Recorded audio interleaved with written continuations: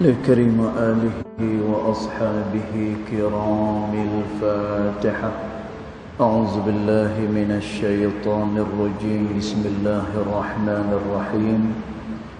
الحمد لله رب العالمين الرحمن الرحيم مالك يوم الدين.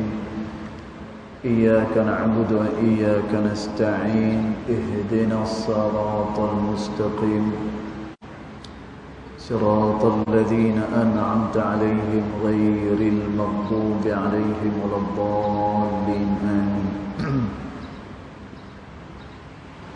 السلام عليكم ورحمة الله وبركاته. الحمد لله والصلاة والسلام على رسول الله سيدنا محمد بن عبد الله وعلى آله وصحبه ومن والاه. أشهد ونشهد أن لا إله إلا الله وأشهد أن محمدا عبده ورسوله. اللهم فصل وسلم على سيدنا محمد عبدك ورسولك النبي الأمي وعلى آله وصحبه وبارك وسلم. ثم أقول رب اشرح لي صدري ويسر لي أمري واحلل عقدة من لساني يفقه قولي يفقه قولي أما بعد. قال الله سبحانه وتعالى في تنزيله: لقد كان لكم في رسول الله أسوة حسنة. صدق الله العظيم. ربي أدخلني مدخل صدق وأخرجني مخرج صدق واجعل لي من لدنك سلطانا نصيرا. إلهي أنت مقصودي ورضاك مطلوبي فاعطني محبتك ومغرفتك يا أرحم الراحمين. Alhamdulillah. Pertama-tamanya kita merafakkan kesyukuran kehadirat Allah Subhanahu wa taala yang mana dengan limpah kurnianya, dengan rahmatnya, alhamdulillah, malam ni kita masih lagi diberikan kesempatan, ruang serta peluang oleh Allah Ta'ala untuk sekali lagi kita sama-sama dapat hadir ke dalam rumah Allah Subhanahu wa Ta'ala. Mudah-mudahan salat kita, zikir kita, doa kita ianya akan diperkenan di sisi Allah Subhanahu wa Ta'ala. Allahumma amin. Tuan-tuan perempuan dirahmati Allah sekalian, kita sambung lagi pembacaan kitab Adab Sulukil Murid yang dikarang oleh Al-Imam Al-Habib Abdullah bin Alawi Al-Haddad rahimahullahu ta'ala pada ibarat yang berikutnya insya-Allah. Dan malam ni kita akan perambih bab ni kalau dan insya-Allah. Maka dia kata bismillahirrahmanirrahim. Qala muallif rahimahullahu ta'ala wa nafa'ana bi'ulumihi fid daraini amin. Dia kata wa in qala laka syaitanu la'anahu Allahu. Dia kata dan ingat kata Imamul Haddad rahimahullahu ta'ala, sekiranya syaitan dia berkata kepada engkau, dan syaitan ini adalah la'anahullah, dia adalah makhluk yang dilaknat oleh Allah Subhanahu wa ta'ala. Maka bila dia kata kepada engkau, innallaha subhanahu wa ta'ala ghaniyun anka, Allah Subhanahu wa ta'ala dia kaya daripada engkau, wa an amalika, dan juga daripada amalan engkau, dia kata. Tuan-tuan, yang mana syaitan dia nak menjauhkan manusia daripada Allah Subhanahu wa ta'ala. Syaitan seboleh-bolehnya dia akan menjauhkan manusia daripada jalan kebenaran, dan syaitan seboleh-bolehnya akan menarik manusia kepada jalan neraka Allah Subhanahu wa ta'ala. Kerana itu disebut Allah Subhanahu wa ta'ala kata, qala fabima aghwaytani. Tuan-tuan tengok perkataan ni, iblis dia sebut kepada Allah Subhanahu wa ta'ala. Cuma Allah Subhanahu wa ta'ala dia peringat kepada manusia. Qala fabima aghwaytani, kata iblis.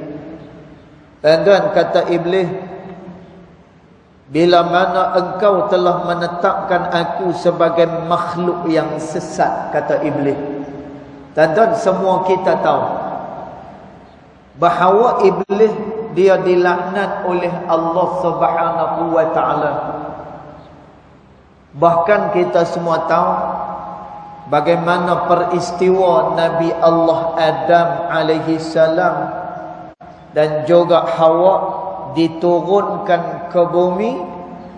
Ini adalah salah satu daripada sebab iblis yang dilaknat oleh Allah Subhanahu wa ta'ala. Tuan-tuan, bila mana iblis disesatkan oleh Allah Subhanahu wa ta'ala, lalu iblis pun kata dengan Allah, fabima aghwaytani, bila mana engkau sesatkan aku, dia kata dengan Allah Ta'ala, la'aqudanna lahum siratakal mustaqim, dia kata, maka aku akan duduk di tengah-tengah jalan yang lurus kepada engkau, ya Allah. Tuan-tuan, apa maksud daripada perkataan iblis ni? Iblis dia akan ganggu manusia. Iblis dia akan memesongkan manusia dengan apa cara sekalipun. Tuan-tuan, kalaulah dengan kesesatan yang nyata, yang tu tak apa. Contoh, kalau pengharaman arak, tuan-tuan, kalau ada orang yang minum arak, maka kita tahu dia melakukan dosa kepada Allah Subhanahu wa ta'ala. Lagi apa lagi? Zina misalnya. Tuan-tuan, yang tu mudah. Bila mana seseorang berzina, maka sudah tentu dah dia melakukan dosa-dosa besar kepada Allah Subhanahu wa ta'ala. Apa lagi? Meninggalkan sembahyang. Tuan-tuan, yang ni kita tahu, dosa orang yang meninggalkan sembahyang amat-amat besar pada sisi Allah. Tuan-tuan, yang kita takut, yang kita keliru, bila mana satu-satu amalan kebaikan yang dilakukan oleh seseorang, lalu manusia ini disesatkan melalui kebaikan yang dia buat. Tuan-tuan, sebagai contoh, orang yang baca Al-Quranul Karim. Tuan-tuan, orang yang baca Quran ni, kalau nak baca Quran lagu mana? Tuan-tuan, kalau kita nak baca Quran, bahkan disebut oleh ulama Qurra, disebutkan oleh ulama Al-Quran, siapa-siapa yang nak baca Al-Quranul Karim adalah fardu ain pada dia untuk dia membaca Al-Quran dengan tajwid. Tuan-tuan, tapi saya tak nak bahaslah dari segi fiqahnya, sebagaimana hak yang disebut di dalam Hasyiah Al-Madani. Tuan-tuan, sebab itu ni sebagai peringatan saja. Kalau adalah esok-esok imam kita ni mungkin dia sabqul lisan, mungkin dia punya lidah dia pada hari tu ada yang tak kena pada hari tu. Tuan-tuan, kalaulah dia baca Fatihah rasa-rasa macam tak tui, tuan-tuan, jangan cepat-cepat kita nak mufaraqah daripada imam tersebut. Tuan-tuan, pasal apa? Kerana ada perbahasan yang lebih panjang lagi berkenaan dengan bacaan para imam. Antaranya yang dibincangkan di dalam Hasyiah Al-Madani, tuan-tuan, yang dikarang oleh Al-Imam Ibn Hajar Al-Haytami rahimahullahu ta'ala. Tuan-tuan, yang tu saya tak mau sentuh panjang, tapi yang kita nak sentuh hak ni, bagaimana iblis, bagaimana syaitan dia menyesatkan manusia daripada jalan-jalan kebaikan dan ketaatan yang dilakukan oleh manusia kepada Allah Subhanahu wa taala. Tuan-tuan, tadi kita sebut kalau minum arak yang tu jelas dia haram. Kalau berzina yang tu jelas ianya haram. Tuan-tuan, tapi macam mana pula dengan orang yang baca Quran ni? Tuan-tuan, nak baca Quran fardu ain bagi orang yang nak baca mesti dengan bertajwid. Sebagaimana Quran diturunkan oleh Allah, maka macam itulah cara kita baca. Tuan-tuan, tapi ada orang yang dia melampau. Melampau ni macam mana? Tuan-tuan, dia cukup jaga bacaan Quran dengan tajwid, cukup jaga. Mana dia mad asli, mana dia mad arid li sukun, mana dia idgham ma'al ghunnah. Tuan-tuan, sampai satu peringkat kalau orang baca Quran dekat tepi dia, hak tu pun dia tak boleh dengar. Saya tak boleh dengar, dia kata. Serabut perut. Orang ni baca mat ke mana, kemudian dia baca dengung ke mana, makhrajnya lagu mana. Tuan-tuan, tetapi kadang-kadang orang yang macam ni dia melupakan satu lagi benda yang besar. Tuan-tuan, apa dia? Mengamalkan isi kandungan Al-Quranul Karim. Tuan-tuan, dia lupa untuk mentadabbur ayat-ayat Allah Subhanahu wa taala. Tuan-tuan, dia lupa untuk belajar setiap patah daripada ayat-ayat Allah Subhanahu wa taala. Tuan-tuan, akhirnya dia jadi orang yang sibuk pada bacaan semata-mata, tetapi dia tak tadabbur dan dia tak pernah pun ada azam untuk mengamalkan apa yang terkandung di dalam ayat-ayat suci Al-Quranul Karim. Dan perkara yang sama disebut oleh Al-Imam Al-Ghazali rahimahullahu ta'ala di dalam kitab dia Ihya'u Ulumuddin. Ada di antara para sufi, kata Imam Ghazali. Tuan-tuan, sufi ni siapa dia? Sufi ini adalah orang-orang yang menyucikan jiwa kepada Allah Ta'ala. Dan orang sufi adalah orang yang berjalan pada jalan Allah Subhanahu wa Ta'ala. Dan Imam Ghazali kata, ada orang-orang sufi ini, bila dia beramal, bila mana dia memperbanyakkan amal kepada Allah Ta'ala, akhirnya Allah Subhanahu wa ta'ala memberikan kepadanya sedikit kelebihan. Allah memberikan kepadanya sedikit kemuliaan. Tuan-tuan, akhirnya dia berhenti setakat kemuliaan itu. Tuan-tuan, maknanya apa? Dia ada kelebihan, kemudian dia tengok semua yang dia buat dipermudahkan oleh Allah Ta'ala. Tuan-tuan, dia beramal hanya berhenti pada setakat itu sahaja, dan dia tidak berusaha untuk istiqamah dalam beramal kepada Allah. Dia tidak berusaha bagaimana nak menyucikan amalan dia agar amalan itu dilakukan semata-mata hanya kerana Allah Subhanahu wa ta'ala. Tuan-tuan, akhirnya dia beramal, dia nak benda-benda ni, Dia beramal, dia nak amalan dia mudah. Dia beramal, dia nak tu, dia nak ni, dia nak kelebihan itu, dia nak kelebihan ini. Bila mana kelebihan itu diberikan kepada dia, maka dia berhenti hanya setakat itu di dalam beramal kepada Allah Subhanahu wa taala.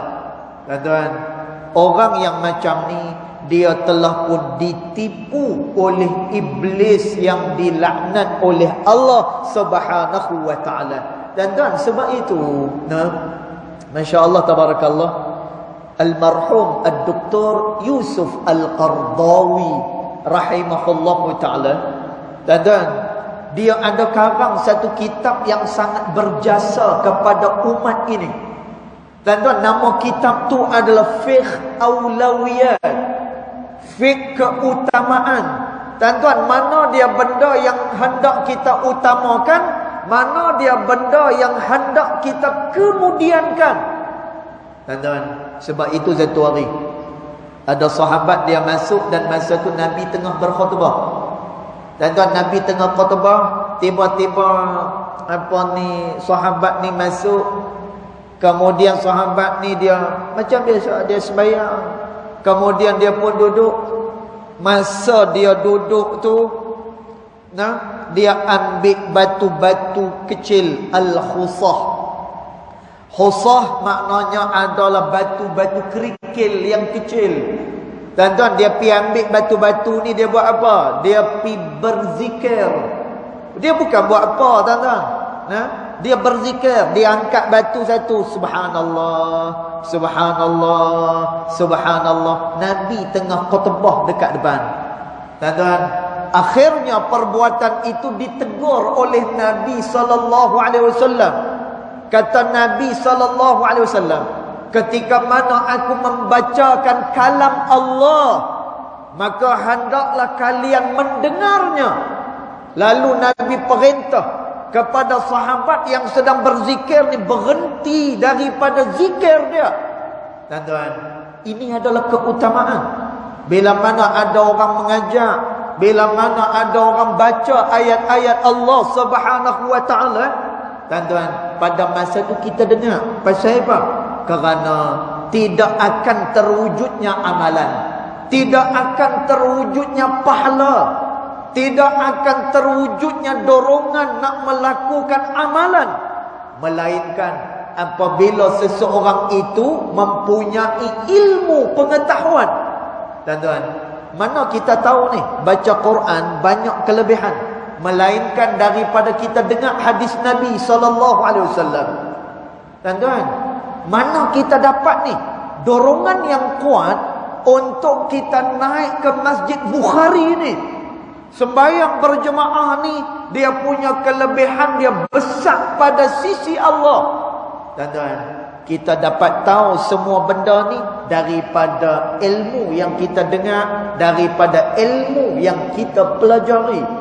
Tuan-tuan, maka kerana tu masya-Allah, dalam bab ni kita nak kena tengok kepada keutamaan.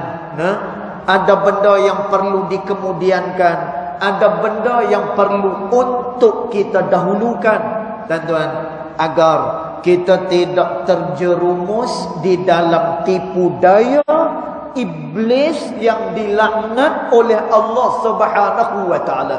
Tuan-tuan, sebab itu pada zaman salaf pernah ada satu orang anak muda yang baru balik daripada pengajian dia.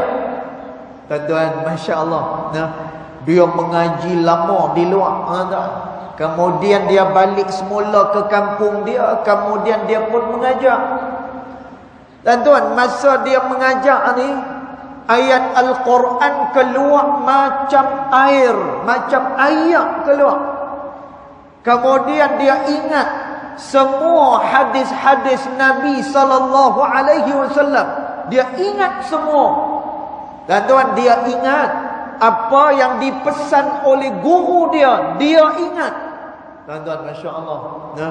Tuan-tuan, tapi tengah-tengah dia duduk mengajar tu, tiba-tiba mai perasaan daripada hati dia, rasa riak, rasa ujub, rasa takabur pun duk ada.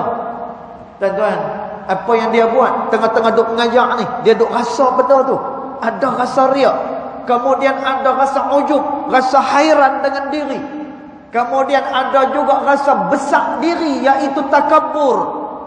Tuan-tuan, bila dia rasa macam tu, dia pun katuk kitab, wallahu a'lam, dia keluar masjid, dia balik ke rumah. Tuan-tuan, ayah dia seorang ulama besar. Lalu ayah dia kata, awai balik mengajak hari ni, awak mengajak balik awai. Tuan-tuan, si anak ni cerita kepada ayah dia, wahai ayah, tadi tengah-tengah duk mengajak tadi ni, tiba-tiba mai rasa riak, rasa ujub, rasa takabur. Jadi saya tak suka dengan perasaan-perasaan macam ni. Maka adalah lebih baik saya katuk kitab dan saya tinggalkan majlis tersebut, supaya saya terhindar daripada sifat-sifat yang mazmumah, yang tak elok macam tu. Tuan-tuan, kalau kita lah dengar macam ni, perbuatan macam tu bagus ke tidak? Bagus. Tuan-tuan, baguslah. Pasal apa? Kerana dia tak mau riak, dia tak mau ujub, dia tak mau takabur. Ini semua adalah penyakit-penyakit hati. Tuan-tuan, ayah dia kata apa? Ayah dia kata, engkau telah terkena tipuan daripada iblis yang dilaknat oleh Allah. Tuan-tuan, macam mana ulama ni boleh kena tipu dengan iblis? Tuan-tuan, kata ayah dia, benda-benda yang mendatang pada hati, kalau datang riak, kalau datang ujub, sekalipun datang takabur, kamu hendaklah bermujahadah di atas perkara-perkara tersebut. Tuan-tuan, ayah dia kata lagi, dan perkara besar yang paling yang kesilapan yang paling besar yang telah engkau lakukan, bila mana engkau pi katuk kitab dan meninggalkan majlis, maknanya engkau meninggalkan sekian ramai orang di dalam kejahilan. Inilah yang dikehendaki oleh iblis yang dilaknat oleh Allah Subhanahu wa taala. Tuan-tuan, masya-Allah, tabarakallah, syaitan dia sesatkan kita di dalam ketaatan yang kita lakukan kepada Allah Subhanahu wa taala. Tuan-tuan, sebagai contoh lagi, puasa. Ada satu orang dia berpuasa sunat misalnya. Tuan-tuan, bila puasa sunat ni, tiba-tiba satu hari ada orang main jemput kita. Dia jemput kita, dan dia pun tak tahu yang kita ni puasa. Tuan-tuan, dia ni dah sediakan makan khas untuk kita ni. Makan khas. Lepas tu kawan ni memang betul-betul memuliakan kita. Kebetulan pada hari tu kita berpuasa. Tuan-tuan, kawan ni pun kata, ni mailah makan tengah hari kat rumah saya. Saya dah masak untuk untuk kamu ni, special masak hari ni. Tuan-tuan, kawan ni boleh angkat tangan macam tu? Tak boleh. Hari ni saya puasa. Dia kata. Tuan-tuan, dari segi adab yang diajak oleh Nabi sallallahu alaihi wasallam, benda yang paling besar daripada puasa sunat itu adalah menjaga hati saudara dia. Tuan-tuan, benda ni pernah berlaku kepada seorang ulama daripada Hadramaut, Yaman. Tuan-tuan, satu hari benda ni berlaku kepada Al-Habib Umar bin Muhammad bin Salim bin Hafil. Beliau adalah pengasas kepada pusat pengajian Darul Mustafa di Yaman, Hadramaut, Yaman. Dan bila dia hantar balik semula anak murid dia, keluaran yang pertama sekitar tahun 97-98, lebih kurang macam tu. Tuan-tuan, masa tu dia dijemput oleh seorang ulama di Indonesia, nama dia Habib Anis Al-Habashi rahimahullahu ta'ala. Dia dijemput. Tuan-tuan, lalu Habib Anis dia kata kepada tetamu di rumah dia. Dia kata, "Sat lagi ni ada seorang ulama Hadramaut. Nama dia Habib Umar." Tuan-tuan, masa tu Habib Umar dia tak terkenal macam hari ni. Tuan-tuan, dia tak terkenal macam hari ni. Saya pun jumpa dengan Habib Umar. Masa tu umur dia baru 45 tahun. Tuan-tuan, sangat muda, orang tak kenal lagi dia masa tu. Tuan-tuan, jadi Habib Anis dia kata, "Ni, sat lagi ni ada seorang ulama Hadramaut nak mai kat rumah aku. Dan dialah yang duk ajak anak-anak kita yang dihantar ke Hadramaut. Dan dia seorang yang sangat alim dan sangat faqih." Dia kata, "Kamu nak tengok dia alim ke tak alim? Kamu tengok, dia hari ni dia puasa. Aku tahu amalan orang di Hadramaut, benda-benda yang sunat ni mereka akan buat. Mereka akan berpuasa pada hari-hari yang disunatkan untuk berpuasa." Tuan-tuan, Habib Anis kata, "Kamu tengok, ni orang alim," dia kata. "Aku tahu dia puasa. Nanti kamu tengok apa dia buat." Tuan-tuan, bila Habib Umar dia mai ke rumah Habib Anis Al-Habsyi rahimahullahu ta'ala, bila disuakan makanan pada dia, tuan-tuan, dia pun terus makan macam seolah-olah dia tak puasa pada hari itu.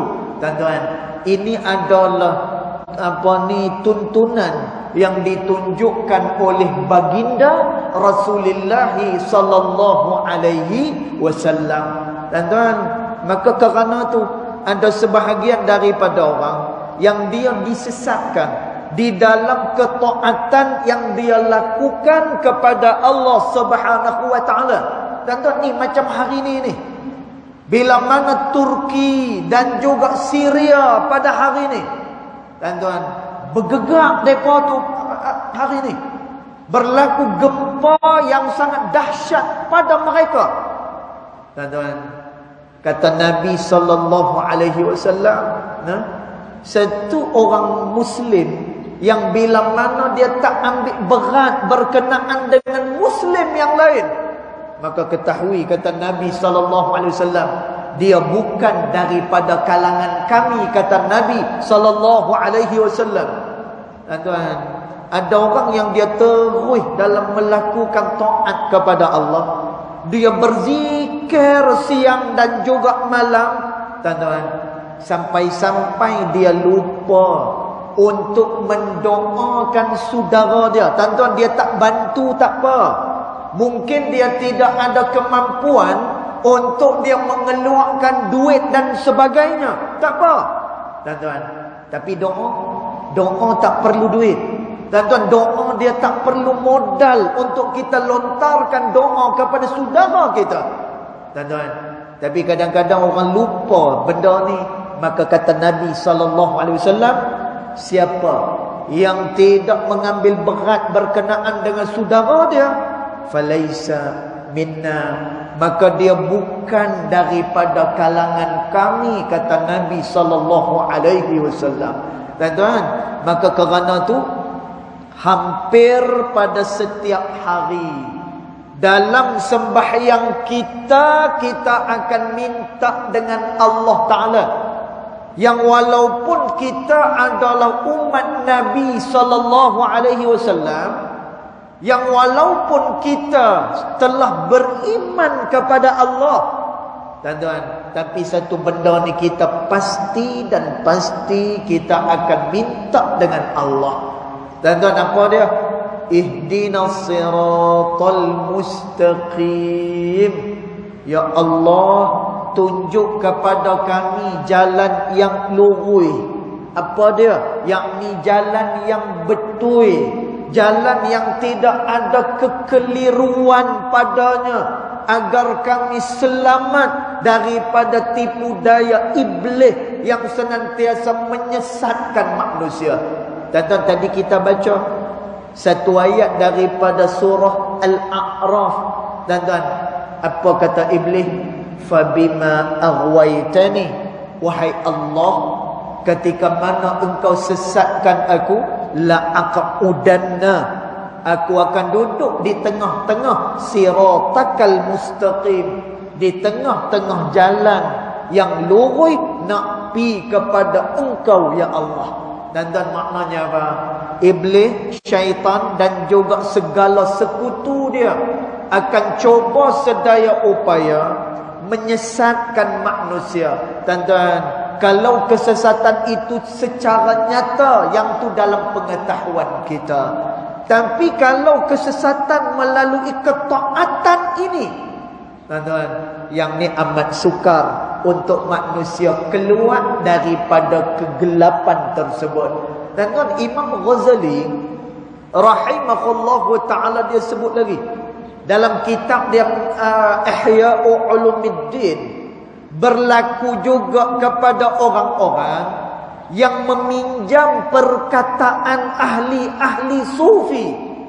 Tuan-tuan, Masya Allah, cakap ni kira naik ke langitnya. Tuan-tuan, cakap ni Masya Allah, nah, kalau orang duk dengar, ni iman naik terus dapat makrifah daripada Allah Ta'ala. Tuan-tuan, Imam Ghazali kata, ada orang yang dia suka bersembang, dia suka bercakap soal-soal berkenaan dengan kedudukan ahli-ahli maqamat. Dia suka berbicara soal berkenaan dengan kebesaran Allah Subhanahu wa Ta'ala. Tuan-tuan, tetapi kata Imam Ghazali, perkataannya hanya sekadar perkataan, tidak ada amalan pun yang dia lakukan untuk mencontohi orang-orang yang membersihkan diri kepada Allah Subhanahu wa Ta'ala. Dan akhirnya dia sedap cerita macam tu. Duk syok bercerita dekat kedai kopi. Lepas tu mula dia pergi perendahkan orang. Amalan orang ni, ini amalan asas sahaja. Yang amalan dia ni amalan yang besar. Dan dia telah pun ditipu oleh iblis yang dilaknat oleh Allah Subhanahu wa Ta'ala. Kerana tu tiap-tiap hari kita duk minta dengan Allah Ta'ala, ihdinas siratal mustaqim. Ya Allah, tunjukkan kepada kami jalan yang lurus, jalan yang Engkau redai ya Allah. Jadi kata Imamul Haddad rahimahullahu ta'ala, bila mana syaitan kata kepada engkau, Allah Subhanahu wa Ta'ala ghaniyun anka wa an amalika, Allah lebih kaya daripada engkau dan dia lebih kaya daripada amalan yang engkau lakukan. Tuan-tuan tengok, syaitan kata apa? Wala tanfa'uhu ta'atuka, kalau engkau beramal kepada Allah, maka dia tak memberi manfaat kepada Allah Ta'ala. Betul tak perkataan ni? Betul, tuan-tuan? Betul. Perkataan syaitan ni betul. Bila mana kita beramal kepada Allah Ta'ala, tidak menambahkan kemuliaan Allah Ta'ala. Tuan-tuan, pasal apa? Kerana Allah Ta'ala, dia tak berhajat kepada amalan daripada hamba dia. Allah tak berhajat. Tuan-tuan, dalam sifat 20 kan kita belajar, Allah Ta'ala ni qiyamuhu ta'ala binafsih, dia berdiri dengan sendirinya. Tuan-tuan, dia tak harap amalan kita, dia tak harap kebaikan yang kita buat. Jadi syaitan kata dekat dia, engkau buat taat pun, ketaatan itu tidak memberi manfaat pada Allah. Wala tadurruhu ma'siyatuk, dan bila mana engkau bermaksiat kepada Allah Ta'ala, juga tidak memudaratkan Allah Subhanahu wa Ta'ala. Dan perkataan syaitan betul? Betul. Bila satu orang dia buat maksiat kepada Allah, Allah tidak berkurang kemuliaan dia. Dan Allah berdiri dengan sendirinya, dia tak harap apa-apa daripada hamba dia. Jadi syaitan dah kata dengan dia, maka faqul lahu, maka hendaklah engkau kata kepada syaitan, kalau kamu dengarlah ada bisikan yang macam tu, ketaatan tidak menambahkan kemuliaan Allah, maksiat tidak mengurangkan kemuliaan Allah, faqul lahu, kamu kata kepada syaitan, sadaqta, engkau benar, engkau betul. Walakin, tetapi, ana faqirun ila fadlillah wa ilal amali salih. Tetapi aku adalah orang yang fakir. Aku memerlukan kepada kelebihan Allah. Aku memerlukan kepada amal saleh untuk membolehkan aku mendapatkan kelebihan daripada sisi Allah Subhanahu wa taala. Tuan-tuan, kena kata macam tu kepada syaitan ketika mana dia bisik kepada kita, kau beramai pun macam tu, maksiat pun macam tu. Tuan-tuan, kata dekat syaitan betul, tapi aku adalah hamba yang fakir, yang perlu kepada kelebihan yang berada pada sisi Allah Subhanahu wa taala. Tuan-tuan, kita baca laju sikit ni, kita perhabis ni, nak habis ya. Kemudian dia kata, wa ta'atu tanfa'uni wal ma'siyatu tadurruni. Taat yang aku buat dia memberikan manfaat kepada aku. Wal ma'siyatu tadurruni, dan maksiat yang aku lakukan nanti satu masa akan memudaratkan diri aku. Bizalika akhbarani Rabbi fi kitabihil aziz wa ala lisani rasulih sallallahu alaihi wasallam. Demikianlah yang dikhabarkan kepada aku di dalam kitab Al-Quran dan melalui lisan Nabi Muhammad sallallahu alaihi wasallam. Fa in qala laka, dan sekiranya syaitan kata pula kepada kamu, tuan-tuan tengok, jarum dia cukup banyak. In kunta sa'idan indallah, ni lagi tajam lagi jarum dia. Tuan-tuan, syaitan kata, sekiranya engkau telah pun ditetapkan oleh Allah menjadi orang yang bahagia, fa innaka la mahalata tasiru ilal jannah, kamu akan tetap dimasukkan ke dalam syurga Allah. Sawa'an kunta ta'i'an aw 'asiyah, sama ada kamu taat dengan Allah ataupun kamu maksiat kepada Allah, kamu akan tetap dimasukkan ke dalam syurga Allah. Tanda pasal apa? Kerana Allah dah tetapkan kita sebagai orang yang bahagia. Jadi buat taat ke, buat maksiat ke, tak kira, dia tetap akan dimasukkan dalam syurga Allah. Ni kata syaitan. Kemudian syaitan kata lagi, wa in kunta syaqiyan indahu fasawfa tasiru ilan nar wa in kunta muti'a. Kalaulah engkau telah ditetapkan oleh Allah sebagai orang yang celaka pada sisi dia, kalaulah kamu melakukan taat sekalipun, kamu akan tetap akan dimasukkan ke dalam neraka Allah Subhanahu wa taala.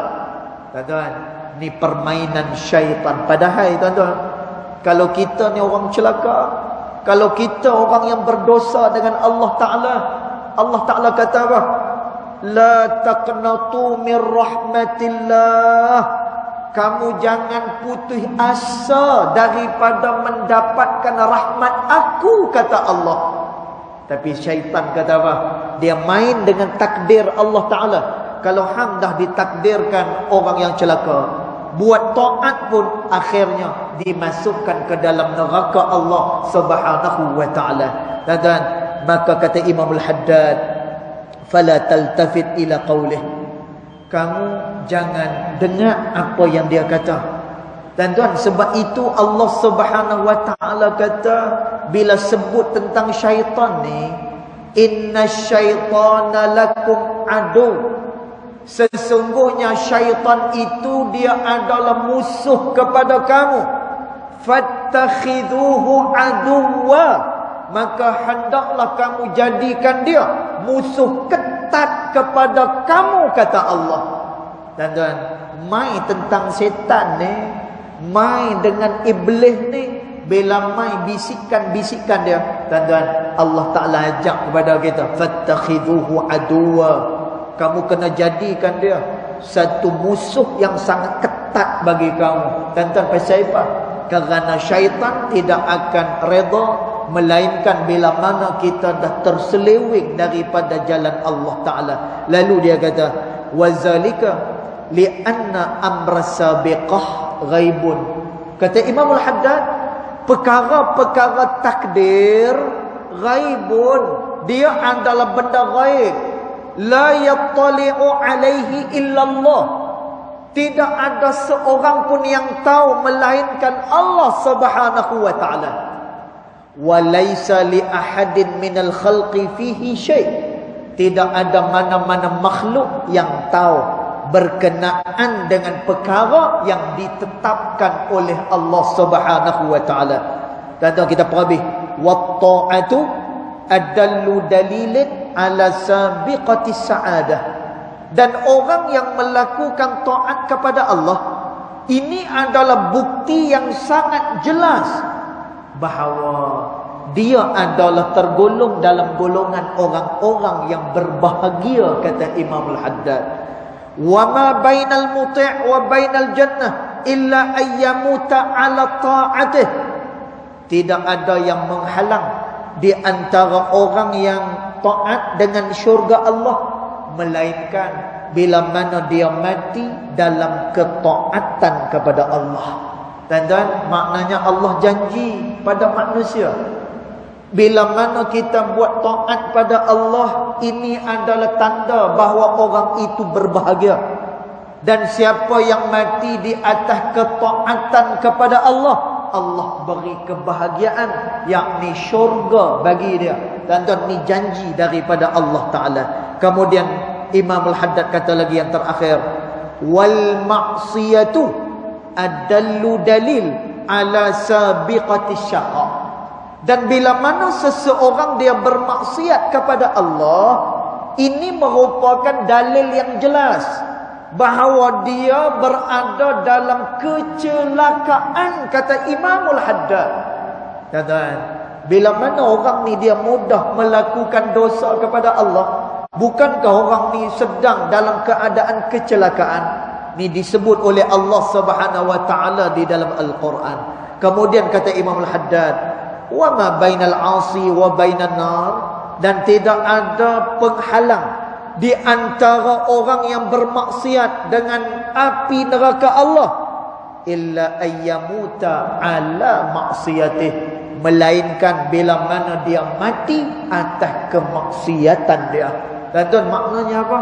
Orang-orang yang mati dalam keadaan ia bermaksiat kepada Allah Subhanahu wa ta'ala, maka sungguh dia akan diberikan neraka oleh Allah Subhanahu wa ta'ala. Kerana kata Nabi SAW, al-mar'u ma mata alaih wa yuhsyaru ala ma mata alaih. Seseorang itu dia akan mati sebagaimana dia hidup, kata Nabi SAW, dan dia akan dikumpulkan oleh Allah nanti pada hari mahsyar sebagaimana dia dimatikan oleh Allah Subhanahu wa ta'ala. Dan maka orang yang mati atas maksiat ni, sudah tentulah dia akan mati dalam keadaan dia diberikan azab oleh Allah Subhanahu wa ta'ala. Dan kesimpulan dia apa? Teruskan dalam melakukan amal saleh, sekalipun kita lemah di tengah jalan, kita terus beramal saleh dan pedulikan apa yang dikatakan oleh syaitan, kerana Allah memerintahkan kepada manusia agar menjadikan syaitan itu musuh yang ketat kepada dia. Jadi mudah-mudahan tuan-tuan, kita semua terhindar daripada tipu daya syaitan ini, dan kita diterangi dengan cahaya hidayat daripada Allah Subhanahu wa ta'ala. InsyaAllah nanti pada pertemuan yang akan datang kita masuk pula pada bab yang baru, insya-Allah ta'ala alam. Yang baik datang daripada Allah Subhanahu wa ta'ala, yang tidak baik datang daripada kejahilan diri saya sendiri, walaupun hakikat kedua-duanya datang daripada Allah Subhanahu wa ta'ala. Bismillahirrahmanirrahim. Alhamdulillah Rabbil Alamin. Salatu wassalamu ala ashrafil anbiya wal mursalin wa ala alihi wa sahbihi ajma'in. Allahumma ighfir lana ma akhta'na wa ma ta'ammudna wa ma asrarna wa ma a'lanna وما أنت أعلم به منا أنت المقدم وأنت المؤخر لا إله إلا أنت سبحانك إنا كنا من الظالمين وصلى الله على سيدنا محمد وعلى آله وصحبه وبارك وسلم والحمد لله رب العالمين والله أعلم.